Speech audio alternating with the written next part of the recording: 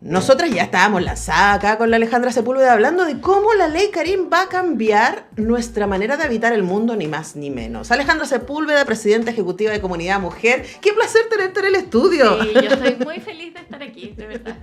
Hace tanto rato que veníamos conversando, pero por Zoom. Por Zoom. Así que es un placer. Además, que el lunes más bonito de Mujeres Poderosas tenemos hoy día en el semáforo. Bueno, Alejandra, la Comunidad Mujer es una institución que lleva más de 2 décadas trabajando en la inclusión de las mujeres en el espacio público, especialmente en trabajo y en política. Y por lo tanto la ley Karen es una ley tremendamente significativa porque podría, y eso es la pregunta con la que quiero partir, encarnar algunas de las luchas que el feminismo, el movimiento de mujeres y comunidad de mujer también han tenido respecto a las condiciones en que las mujeres trabajamos. ¿Qué tanta esperanza tenemos con la ley Karen? Mira, la verdad es que yo considero que la ley Karen es bien revolucionaria, ¿ya?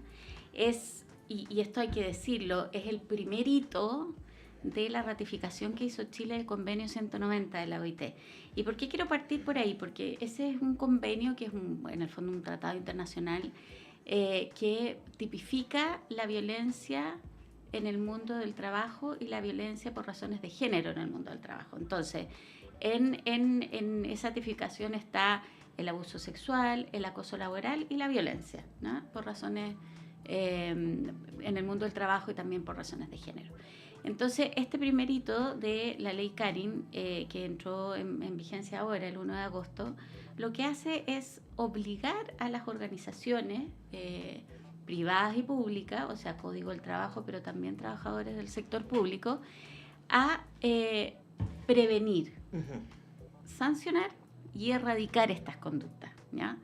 Y eso significa básicamente que ya no es una cosa voluntaria, sino que todas las empresas tienen que tener protocolos de prevención de estas conductas de acoso laboral, sexual y violencia en el trabajo, que tienen que existir reglamentos súper claros en los reglamentos internos de las organizaciones de cómo se van a hacer estos abordajes. Por supuesto, también estableciendo pública, o sea, en el fondo para todos los colaboradores y colaboradoras, cuáles van a ser las sanciones, ¿ya? Que en este caso son sanciones administrativas, en primer término, como por ejemplo, desde una amonestación verbal o escrita hasta el despido sin derecho a indemnización, ¿ya? Lo que no quiere decir que después, en el fondo, el trabajador o trabajadora que fue acusado no pueda, en el fondo, ir a tribunales laborales y defender su caso. ¿Y por qué también es importante? Y ahí, en el fondo, volviendo a contestar tu pregunta, es una ley que tiene perspectiva de género y que básicamente se hace cargo de esa asimetría de poder histórica que hemos, en el fondo, enfrentado las mujeres en el mundo privado, por supuesto, en este caso no se hace cargo de eso, pero en el mundo público. ¿Y eso qué quiere decir? Que si antes una mujer, por ejemplo, era víctima de acoso sexual, ¿ya? No solamente con cosas muy explícitas, sino que también con estos roces, insinuaciones o esta coerción de si tú no me haces este favor, yo no te voy a promover, etcétera, etcétera. Esas cosas hoy día están absolutamente abordadas en esta ley y son posibles de denuncia. Y ahí los empleadores, que son de alguna manera los que tienen que hacerse cargo de cómo los trabajadores ejercen este derecho, los empleadores tienen que investigar inmediatamente. Y si no, en el fondo no asumen esa investigación interna en las empresas, en las organizaciones, tienen que hacer inmediatamente la denuncia a la Inspección del Trabajo. Entonces ahí en un par de días se activa toda una serie, un dispositivo que también tiene que hacerse cargo de una primera atención psicológica, de cómo haces para separar a esas personas que están en el conflicto de denunciado y denunciante, que eso puede ser una separación de los espacios físicos, puede ser separar horarios de trabajo, pero teniendo mucho cuidado, y ahí de nuevo la perspectiva de género, que no se obliga a la mujer a hacer algo que, si es ella la víctima, no quiera hacer. Como por ejemplo, yo no me quiero ir a teletrabajar porque voy a tener que ser yo la que me vaya y qué Claro. sé yo y no la otra persona.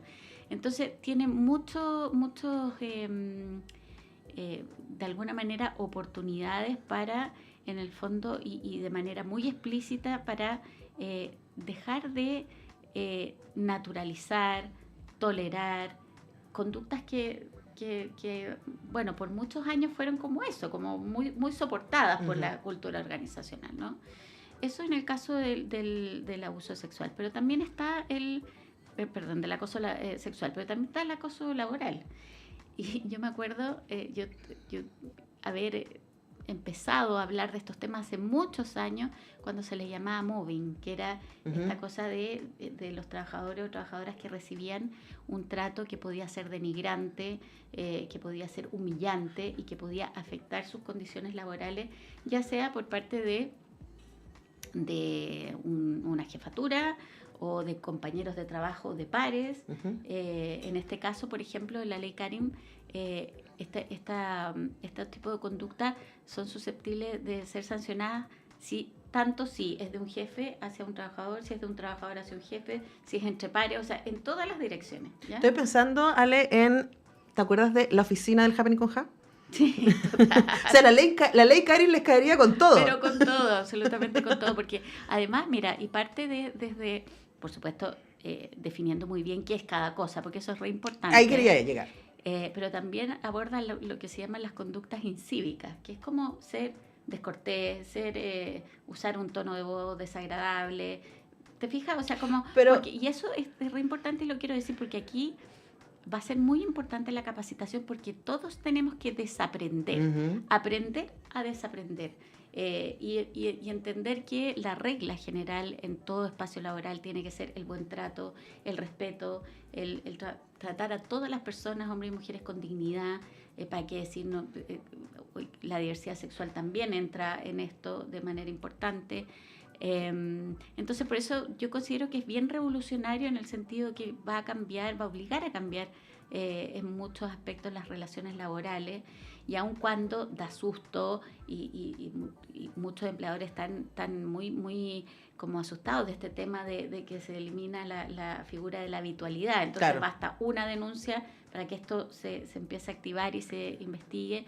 Finalmente es una manera de ir estableciendo como nuevas reglas del juego. Claro, digamos, ¿eh? Pero hay una cuestión cultural que va a cruzar. Sí. Yo pensaba en que hoy día tenemos un tema generacional en las relaciones laborales. Sí. Y quienes trabajamos, ¿cierto? O a mí me pasa con mis alumnos, con gente joven, la gente joven no aguanta ciertas cosas.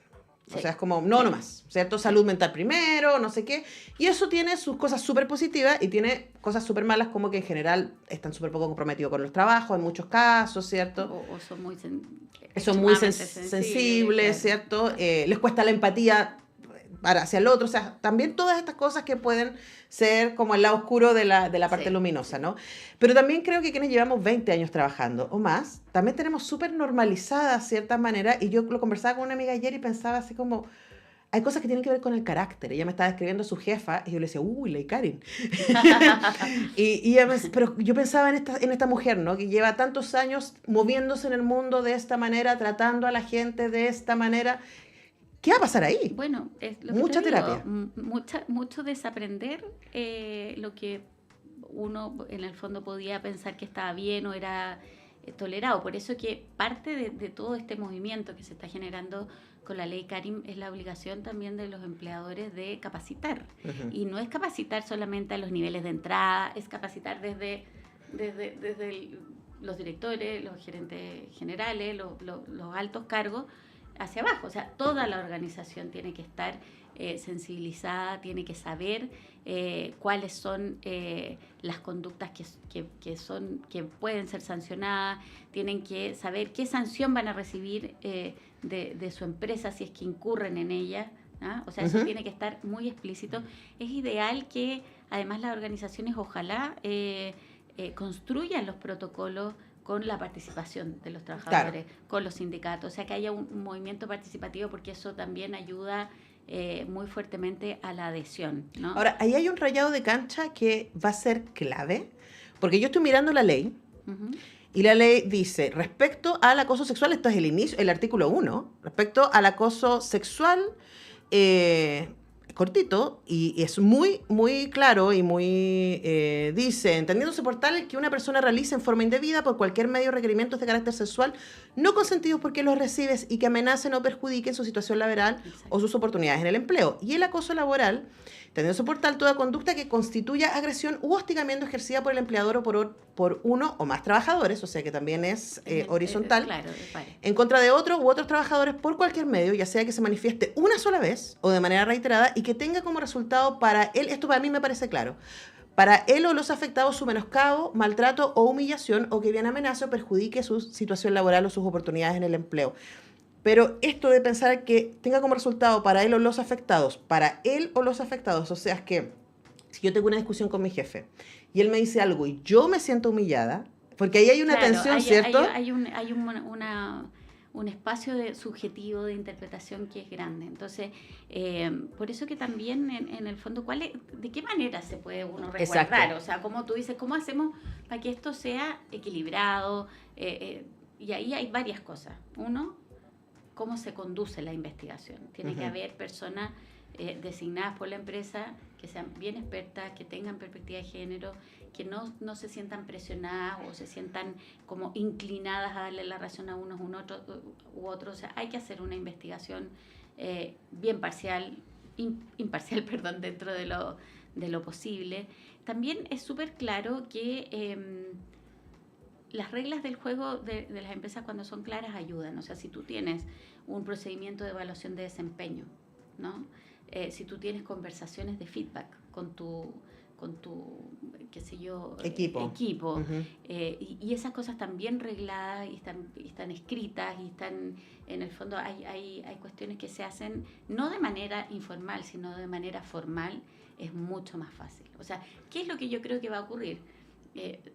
Obviamente va a haber menos espontaneidad, eso está claro, por lo menos por un buen tiempo hasta que este péndulo se equilibre. Entonces, si tú tienes que darle un feedback a una persona, te vas a cuidar de hacerlo de manera formal, siguiendo las reglas, eventualmente escribiendo un acta de tu reunión que puedan firmar las dos partes, registrando, ¿te fijas? Porque uno está muy acostumbrado a la cosa, a la buena onda, a la cosa como más como informal, y de repente, claro, tú puedes estar pensando que le estás dando un feedback útil a y amable a una persona que supervisa, pero puede ser que la persona ni siquiera sienta que está en una conversación de feedback, ¿te fijas? Entonces, claramente esto va a requerir, en el fondo, formalizar procedimientos que a veces están menos regulados, y claro, efectivamente, esta ley le va a quitar esa espontaneidad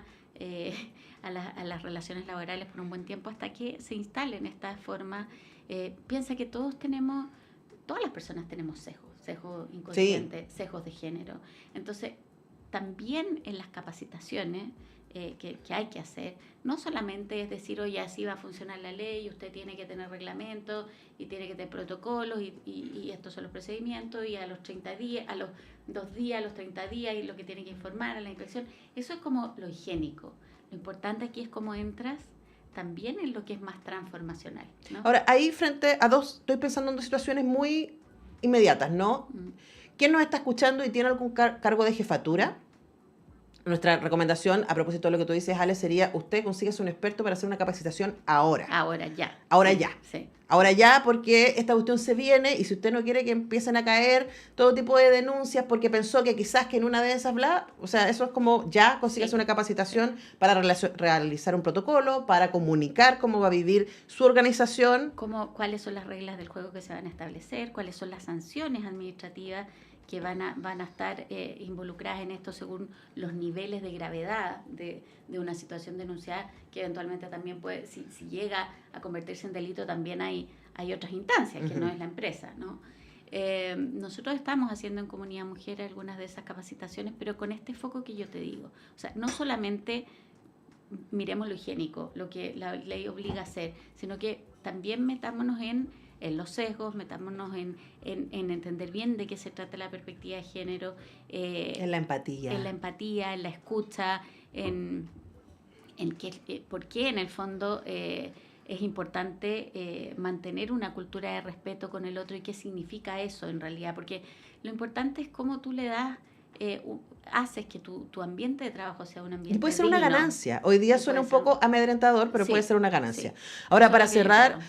Alejandra Sepúlveda, presidenta ejecutiva de Comunidad Mujer, ¿quién hoy día está en una situación en que se siente maltratado, en que se siente acosado en su trabajo y dice, por fin salió la ley Karen? ¿Qué puede hacer? Bueno, lo que tiene que hacer esa persona es denunciar en su empresa. Esto, como ha tenido un tiempo de preparación, hay muchas empresas que ya tienen sus protocolos, que ya se apuraron, porque había una fecha tope que era el 1 de agosto. Uh-huh. Entonces, el 1 de agosto, la idea era tener en el fondo esto ya. O sea, ya como investiga cuál es el armadito. protocolo en su empresa. Claro, cuáles son los canales de denuncia. ¿Y si no hay? Y si no hay, bueno, siempre puede Inspección del ir trabajo. a la inspección del trabajo, exactamente. Esa es la otra vía que también establece esta nueva ley. Pero yo, bueno, no sé, habría que ver y medir cuántas empresas ya lo tienen, pero yo tiendo a pensar que hubo un movimiento de como acelerar al menos esta parte que te digo que es la parte higiénica, los reglamentos Uh-huh. de higiene y seguridad, esto de los protocolos, los canales de denuncia. Es cierto que, y he visto algunas cifras, creo que en una encuesta que hizo CADEM con Chile Mujeres, que en un universo de empresas donde efectivamente habían muchas empresas que no habían hecho nada todavía, Uh-huh. no me acuerdo el porcentaje en este minuto, pero ponte tú que un 30 o 40%, y había otras que sí. Entonces, las que no han hecho nada se tienen que poner al día. Ya. Y además hay que tener claro que esta ley también trae como aparejada como asesoría técnica. O sea, si tú no tienes un equipo en tu empresa que pueda abordar esto hoy día, bueno, puedes asesorarte. Hay protocolos que son como Sí, modelo. Entonces puedes ver cómo lo adaptas, incluso puedes pedir ¿cómo se llama? Asesoría a las autoridades competentes, digamos, en este caso a la misma Inspección del Trabajo, o a otras, a las mutuales. Y ahora mismo, al mismo Ministerio del Trabajo, Exacto. el área de previsión social es la que está trabajando esto. Ahí mismo en la web yo puse ley Karen y me apareció la descripción súper clara. Además están con la campaña No Estalla, es ley, porque claro, ese también es uno de los espacios, sí. En donde está toda la información. Son las 10:56, me tengo que ir corriendo. Alejandra Sepúlveda, presidenta ejecutiva de Comunidad Mujer, gracias por venir a la radio. Un placer tenerte aquí. Nos vemos pronto. Sí, por supuesto. Nosotros despedimos del programa de lunes, volvemos mañana. Que esté muy bien. Chao. Hasta acá nuestro semáforo de hoy. Antonella Esteves y sus invitados les esperan pronto en una nueva edición de este espacio del Departamento de Prensa de Radio Universidad de Chile. Dirección, Patricio López. Producción, Tania González. Edición, Antonella Esteves.